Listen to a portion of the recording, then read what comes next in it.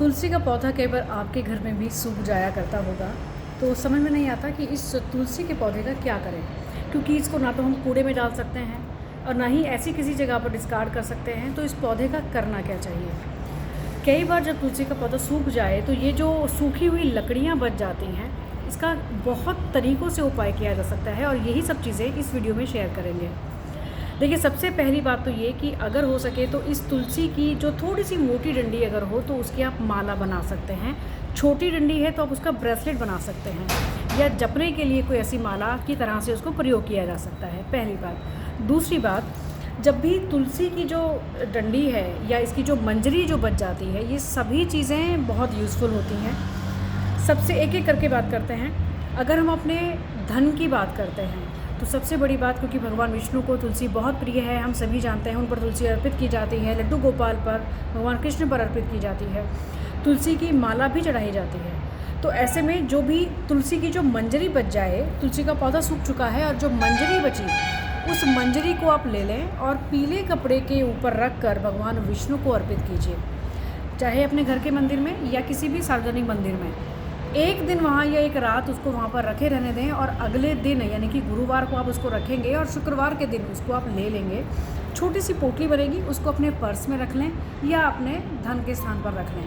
तो इससे भगवान विष्णु की कृपा यानी कि साथ में माँ लक्ष्मी की कृपा, तो ये काम इसको ऐसे कर सकते हैं। दूसरा एक और ख़ास प्रयोग मंजरी से ही संबंधित, कई बार गर्भ धारण करने की समस्या बहुत सी महिलाओं में आजकल सुनने को मिल जाती है। मंजरी के जो दाने हैं, इसको यदि गंगा जल में डालकर रोज़ाना 7 दिन थोड़ा थोड़ा सा पिया जाए, यानी कि 2-4 दाने आप गंगा जल में डालें और उसको डेली 7 दिनों तक पीते रहें, तो इससे गर्भ धारण करने के जो चांसेस हैं वो बढ़ जाते हैं। मंजरी के दानों को यदि आप मिट्टी में दबा देते हैं तो इससे नए पौधे भी निकलते हैं। अगर ऐसा होता है, आपने मंजरी को मिट्टी में दबाया और इससे नई ग्रोथ होती है, नया कोई पौधा निकलता है, तो समझिए आपके घर में बरकत बनी हुई है और आने वाले समय में बरकत और होती रहेगी। इसके साथ साथ जो महिलाओं ने गर्भ धारण कर लिया हो, उसकी सुरक्षा के लिए कई बार हमें चिंता होती है। कई बार बहुत सारी महिलाओं को मिसकैरेजेस बहुत जल्दी हो जाते हैं। तो तुलसी का ये जो सूखा हुआ पौधा है, साथ में जो मंजरी है, इसको किसी भी लाल कपड़े में बांध लें और अपनी कमर पर लाल धागे से या पीले धागे से उसको सिक्योर कर कर अपने कमर पर बांध कर रखें। जो भी गर्भवती महिलाएं हैं, गर्भ की सुरक्षा होती है।